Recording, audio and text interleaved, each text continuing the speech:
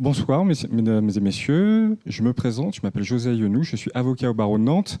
Bienvenue au mercredi du droit sur le thème des solidarités financières entre générations.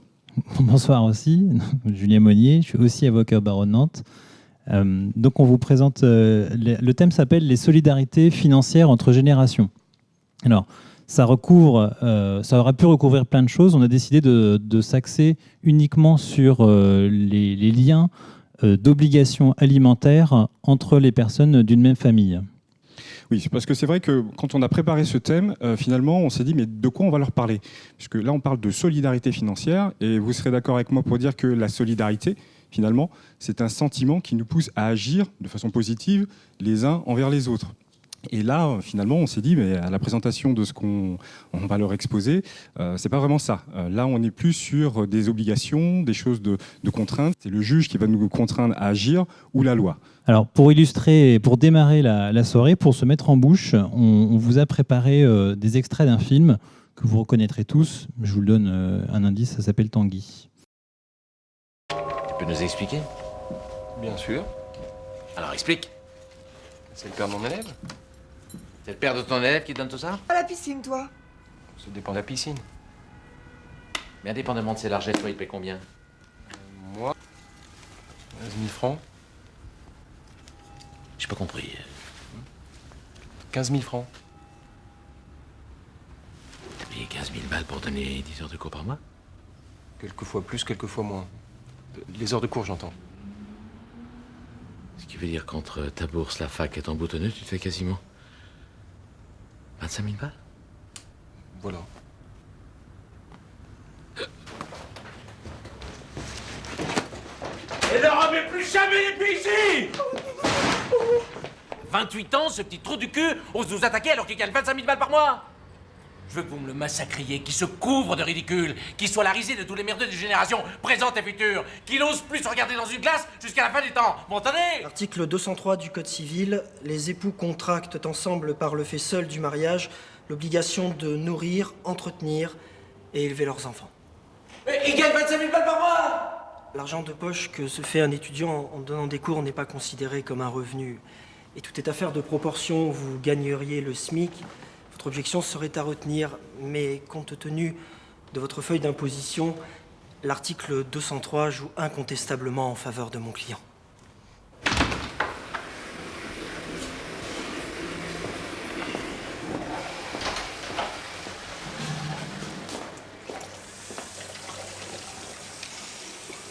Vous allez perdre. Vous rigolez? Avec l'article 203, vous êtes marron. Ça fait des jours que vous ne voulez rien entendre. Je vous l'ai déjà dit, depuis 92, il y a plus de 8000 affaires. Voilà, après cette petite introduction humoristique, mais contenant de vrais éléments de droit, je laisse la parole à José pour la première partie. La première partie s'intitule « La solidarité des parents entre eux pour leurs enfants », qui est largement illustrée par l'extrait que nous venons de voir. Donc, première question, quelles sont les personnes qui sont concernées par cette solidarité, par cette obligation alimentaire? Les personnes qui sont concernées sont celles qui ont un lien de filiation avec l'enfant. Le lien de filiation, qu'est-ce que c'est? C'est un rapport de famille entre un individu et les personnes dont il est issu. Ce lien, finalement, qui va créer le lien juridique, et de ce lien juridique va découler l'obligation alimentaire. Alors, un mot rapide sur la filiation. Pour qu'elle soit établie envers la mère, il suffit d'indiquer le nom de la mère dans l'acte de naissance de l'enfant. Et en ce qui concerne le père, alors généralement, parce que je ne peux pas être exhaustif là-dessus aujourd'hui, mais le père, lui, va faire un acte de reconnaissance, c'est un acte authentique qu'il rédigera devant l'officier d'état civil. Alors, l'obligation de participer à l'entretien et l'éducation des enfants. Vous avez entendu un certain nombre d'articles dans la petite vidéo illustrative. Notamment, on nous a parlé de l'article 203 du Code civil. Alors, l'article 203 du Code civil, qu'est-ce qu'il nous dit? Il nous dit les époux. On parle là des époux et pas simplement des parents. Les époux contractent ensemble, par le seul fait du mariage, l'obligation de nourrir, entretenir et élever leur enfant. Alors, cet article 203, il est assez largement englobé par l'article 371-2 du Code civil, qui là nous dit chacun des parents, on ne parle plus des époux, c'est bien chacun des parents qui contribue à l'entretien et l'éducation des enfants. Cet article, il va plus loin, il nous explique après comment on fixe cette pension alimentaire. Pour le dire, entre guillemets, de façon vulgaire, cette contribution à l'entretien et l'éducation des enfants, elle est fixée à proportion des ressources des parents, ainsi qu'en fonction des besoins de l'enfant. Et cet article termine en nous disant que cette obligation ne cesse pas de plein droit lorsque l'enfant est majeur. On y reviendra rapidement tout à l'heure. Alors, première situation, la situation des parents en couple. Des parents en couple, avec les enfants, tout le monde vit sous le même toit, a priori tout se passe bien, a priori. Là, donc, l'obligation alimentaire s'exécute de façon, j'allais dire, à peu près normale, à peu près naturelle.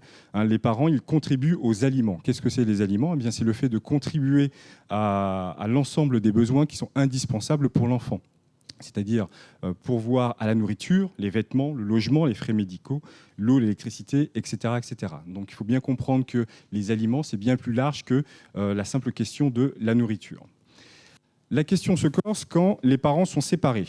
Alors, quand les parents sont séparés, classiquement, l'un des deux parents va avoir avec lui les enfants. La résidence des enfants est fixée chez l'un des deux parents. Et l'autre, selon un découpage calendaire, verra ses enfants classiquement un week-end sur 2 ou sous un autre découpage qui sera fixé soit amiablement, soit fixé par un juge. Et celui des deux qui n'a pas à sa charge les enfants va donc s'acquitter d'une pension alimentaire fixée à l'article 373-2-2 du Code civil.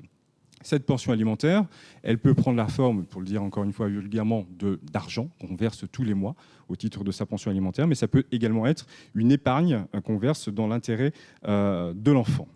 Alors, je prends aussi le cas de la résidence alternée. Là, je vous ai parlé du cas où la résidence de l'enfant est fixée chez l'un des deux parents. Vous devez savoir que la résidence peut être alternée entre les parents. C'est-à-dire que 50% du temps sera fixé chez le père, 50% du temps pour les enfants sera fixé chez la mère. Il faut savoir que là, la pension alimentaire peut également être fixée. Si les ressources de l'un des deux et les capacités contributives sont relativement importantes, et bien là, le juge va pouvoir fixer malgré tout une pension alimentaire à la charge de celui des deux qui, on va dire, gagne le mieux sa vie. Alors pourquoi ? Tout simplement pour permettre aux enfants de bénéficier des mêmes loisirs et du même rythme de vie, aussi bien chez papa que chez maman. Question du couple parental séparé toujours, l'obligation s'exécute entre les mains de l'autre parent. Alors là, le principe est que le débiteur de l'obligation doit payer cette pension alimentaire directement auprès du créancier. Alors le créancier, c'est bien l'autre parent, c'est pas l'enfant. L'enfant, lui, est le bénéficiaire de cette pension alimentaire, mais il n'en est pas le créancier. C'est pour ça que la règle veut que cette pension alimentaire, elle est payée directement auprès de l'autre parent. Alors souvent, les questions qu'on nous pose à nous en tant qu'avocats, c'est est-ce que je peux payer cette pension alimentaire directement à mon fils ou à ma fille, à mes enfants ?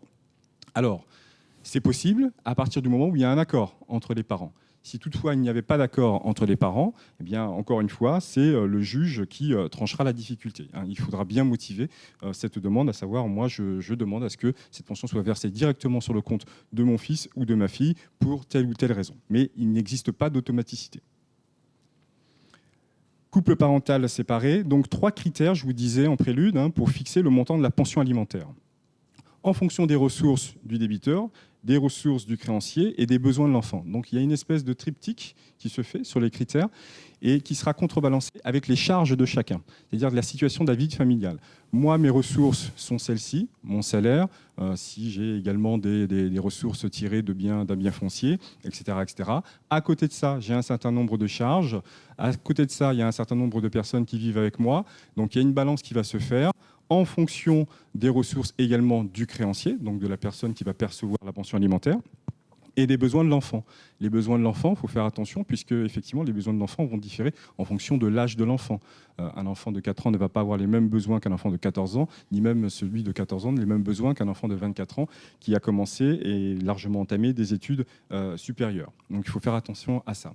Alors il existe également un barème indiciaire, je vous en dis un mot rapidement. Souvent on vient nous voir en nous disant « mais moi le barème me dit que j'ai le droit à tant de pension alimentaire ».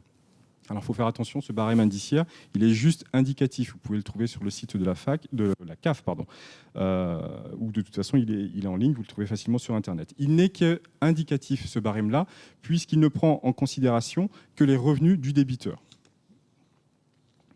Couple parental séparé. À partir de quand, moi, je peux décider d'arrêter de verser la pension alimentaire? Il faut savoir que la pension alimentaire ne s'arrête pas à la majorité ou à l'émancipation. Ce n'est pas parce que votre enfant est devenu majeur qu'automatiquement, vous pouvez décider de vous-même d'arrêter de verser cette pension alimentaire. Alors, il faut savoir qu'en ce qui concerne les enfants mineurs, l'obligation alimentaire, elle n'est pas conditionnée.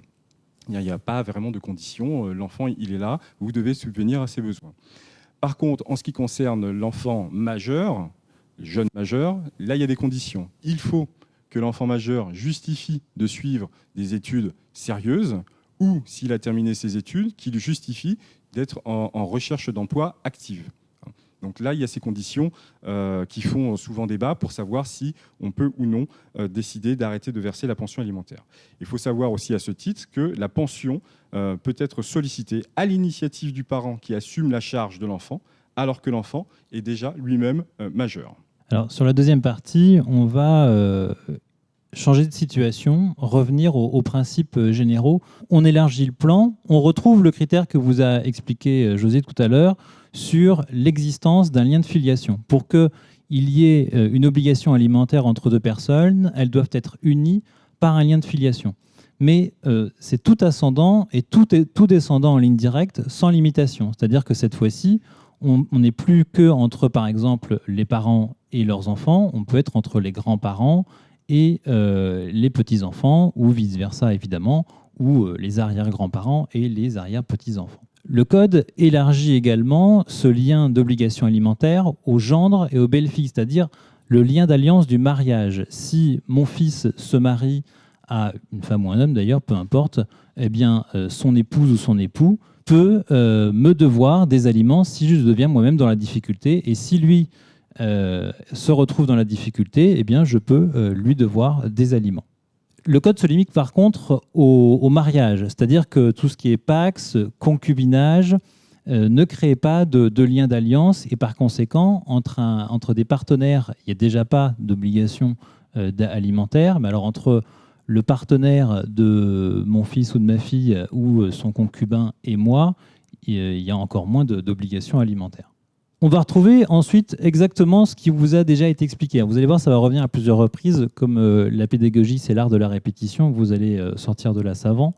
La pension alimentaire va s'exécuter exactement comme on vous l'a présenté, soit à travers le versement d'une somme d'argent, donc c'est la pension alimentaire au sens propre, soit en hébergeant la personne, c'est-à-dire que je peux, pour payer mon obligation alimentaire envers mon père, par exemple, l'héberger chez moi, lui fournir une chambre, lui fournir le gîte et les couverts, et donc je n'aurai pas nécessairement à lui payer une pension alimentaire. Je dis nécessairement parce qu'il se peut que ma fortune et ses besoins soient tels qu'en réalité, non seulement je doive l'héberger, mais qu'en plus, je lui doive une pension alimentaire.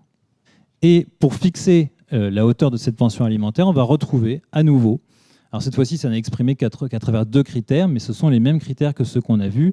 On a éliminé, auparavant, on avait deux parents et un bénéficiaire. Maintenant, on a juste le créancier et le débiteur de la pension alimentaire. Donc, on va s'intéresser, alors le Code dit leurs besoins, les besoins de l'un, la fortune de l'autre. En réalité, c'est exactement ce qu'on vous expliquait tout à l'heure. On fait une somme de équation savante entre les revenus de l'un, ses charges, et les revenus de l'autre et ses charges. Alors une question très directe, dois-je payer les dettes de mon créancier alimentaire? La réponse est non, vous n'avez pas à payer les dettes, vous n'avez pas à payer les factures directement de votre créancier, sauf si le juge en décide autrement. Alors, c'est le cas où, effectivement, un parent, par exemple, va venir voir son enfant en lui disant « j'ai telle facture, je ne peux pas la supporter, je te demande de bien vouloir la régler au titre de la solidarité », vous n'êtes pas obligé de vous exécuter. Sauf si, encore une fois, le juge décide que, compte tenu de la répétition de cette facture qu'on vous présente ou de cet état de frais qu'on présente, moi, juge, vous condamner à supporter cet état de frais de scolarité ou des frais de santé qui reviennent mensuellement. Dans tous les cas, ce qu'il faut bien comprendre, c'est que l'accumulation des factures, de toute façon, va créer l'état de besoin du créancier. Une autre question très concrète, c'est qu'est-ce qui se passe si le créancier, c'est-à-dire que la personne qui se dit être dans le besoin, s'est placée elle-même dans sa situation de besoin. Alors, On a indiqué des exemples très concrets. Par exemple, quelqu'un qui serait addict au jeu, qui dépense tout son argent à jouer au tac-au-tac ou au loto, ou quelqu'un qui part aux Bahamas en permanence, ou à l'inverse, plutôt que de dépenser son argent, quelqu'un qui n'en gagne pas, quelqu'un qui est oisif. Ou par exemple, quelqu'un qui a aussi choisi une carrière qui ne rapporte absolument aucun argent. Alors, c'était très caricatural, mais on peut envisager par exemple la carrière d'artiste peintre. Avant que ça paye, il y en a plus d'un qui est décédé avant de devenir célèbre. Et donc, c'était des personnes qui n'avaient aucun revenu. Ça peut être aussi quelqu'un qui a du patrimoine, mais qui le gère très mal. On a des exemples dans la jurisprudence de quelqu'un qui a un immeuble, mais qui, plutôt que de le louer, le prête à titre gratuit à quelqu'un qu'il connaît. Et donc, plutôt que de se créer un revenu, eh bien, tout simplement, il a un immeuble qui lui sert strictement à rien.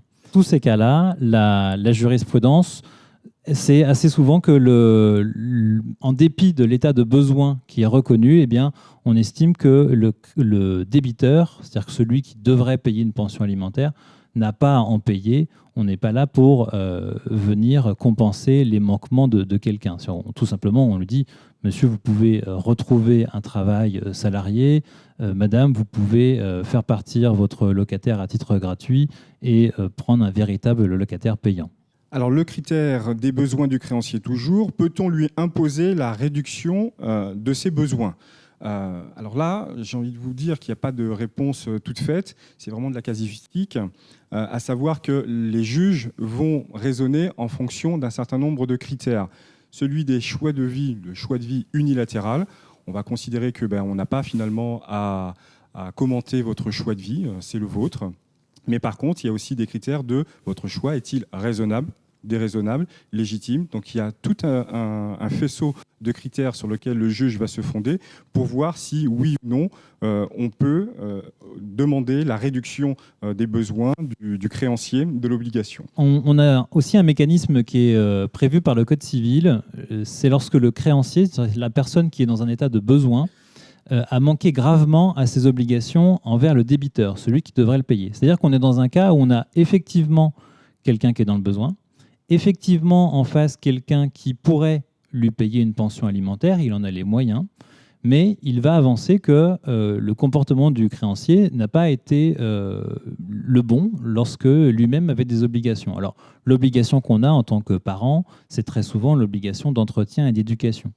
Eh bien, lorsque vous avez par exemple un parent qui a abandonné son enfant ou qui s'en est désintéressé, alors je vais marquer par exemple par une cause d'alcoolisme, mais aussi qui a été violent ou qui a enlevé son enfant pour l'emmener ailleurs et donc l'éloigner de sa famille, du reste de sa famille, eh bien vous avez un créancier qui a manqué à ses obligations et donc le juge peut dire je décharge le débiteur de son obligation de paiement. Alors, la difficulté dans cette situation, c'est la difficulté de la preuve. Pourquoi ? Parce que vous voyez que les exemples qu'on a pris, c'est les exemples les plus fréquents. Celui d'abandon et du désintérêt, c'est clairement ce qu'on appelle un fait négatif. C'est-à-dire qu'il n'y a pas d'action. C'est au contraire une absence d'action. Et pour prouver un fait négatif, c'est extrêmement compliqué. Le deuxième point qui fait que les choses vont être compliquées, c'est que souvent, le comportement, qu'il s'agisse de l'abandon ou d'un fait positif comme les violences, remonte à très loin dans le temps. Si moi, à 50 ans, mon père vient me demander de payer sa maison de retraite, mais que je faisais valoir que quand j'étais petit, il me battait, j'évoque un comportement qui a eu lieu il y a presque 40 ans. Et donc, il faudrait que je puisse démontrer ce qui s'est passé il y a 40 ans. Donc c'est aussi extrêmement compliqué parce que les preuves peuvent avoir tout simplement disparu, il n'y a plus de témoins, ils sont eux-mêmes morts, ou il n'y a jamais eu de jugement à l'époque, etc. Donc on est sur une exception prévue par le Code, mais extrêmement difficile à mettre en œuvre, d'autant que, juste pour illustrer la situation jusqu'au bout, le simple fait de ne pas parler, par exemple, à son parent pendant une 50aine d'années et qu'ensuite celui-ci vienne vous demander des aliments, ça n'est pas recevable pour le juge, ce n'est pas un manquement grave. Alors, la question de la présence de plusieurs débiteurs. Donc, je vais prendre un exemple assez classique. C'est le cas où un parent a besoin de l'aide de ses enfants. Ils sont au nombre, par exemple, de 3. Il faut savoir que le partage peut être inégal entre les enfants. C'est-à-dire que l'un, compte tenu de ses capacités contributives, va être, je vous donne un exemple, condamné à verser tous les mois une somme de 200 €. et les autres, compte tenu du fait qu'ils touchent un peu moins d'argent et qu'ils ont également davantage de charges, vont être condamnés à verser, eux, 100 €. Donc le partage peut être parfaitement inégal. Il existe un recours également entre les co-débiteurs pour le partage, à savoir que si l'un d'entre eux est condamné à verser une somme de, je donne encore un exemple de 500 €, pour autant, l'autre frère ou l'autre sœur, lui ou elle, n'est pas condamné. Il n'y a pas de recours automatique pour aller chercher l'autre en garantie. Ça, la Cour de cassation nous dit que ça n'est pas possible. Ça n'est pas possible compte tenu du fait, encore une fois, que chaque débiteur est condamné en fonction de ses ressources propres. Donc c'est bien du cas par cas. C'est pas parce que votre frère ou votre sœur a été condamné à temps que vous-même vous serez condamné à temps. Et c'est pas parce que le frère ou la sœur a été condamné que automatiquement on pourra aller chercher l'autre pour dire il n'a pas payé ou elle n'a pas payé, donc je t'invite à payer à sa place. Ça, la Cour de cassation nous dit que ce n'est pas possible.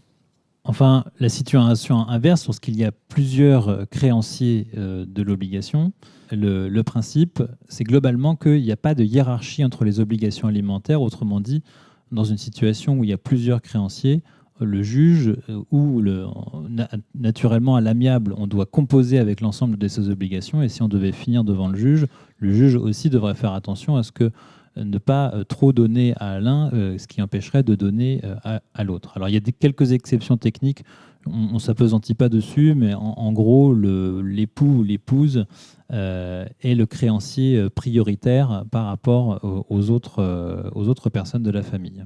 Une troisième partie, on l'a intitulée « La solidarité entre un enfant et son géniteur possible ». Autrement dit, c'est ce qu'on appelle techniquement l'action aux fins de subside. Elle concerne des personnes qui, cette fois-ci, n'ont pas de lien de filiation. C'est l'exception technique qu'on retrouve dans le Code civil. Jusqu'à présent, on vous a dit qu'il faut un lien ou de filiation ou d'alliance. Eh bien, voici un cas où il n'y a pas de lien de filiation. Et au-delà de ça, une des conditions, c'est que l'enfant qui est concerné par l'obligation alimentaire n'ait pas de filiation paternelle établie. Par exemple, je n'ai sur mon état civil qu'une mère. Eh bien, je peux demander des subsides. Alors, dans le dictionnaire des subsides, c'est un secours.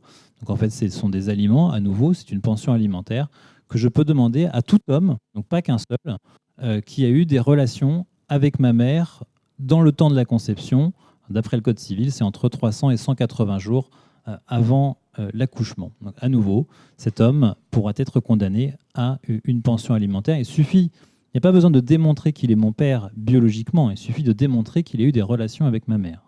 Quatrième partie, qu'on a appelée la solidarité entre générations et l'aide sociale. Alors l'aide sociale, c'est une aide qui est accordée, qui est gérée en France par le conseil départemental, par le département. Et lorsque vous n'avez pas la possibilité, lorsque vous nécessitez l'aide de la générosité de la collectivité, je vais y arriver, vous pouvez demander l'aide sociale. À ce moment-là, le conseil départemental, lui, a le droit de déclencher la mise en œuvre des obligations alimentaires si vous ne l'avez pas fait. Le cas le plus typique, c'est lorsque tout simplement une personne âgée va rentrer à l'EHPAD en maison de retraite. À ce moment-là, il va souvent, parce que ça coûte cher, demander l'aide du département pour payer les factures de la maison de retraite. Et le département va dire, il n'y a pas de problème. Par contre, avant de déclencher l'aide, on va vérifier que vous n'avez pas vous-même des gens dans votre famille qui pourraient vous aider à payer cette maison de retraite.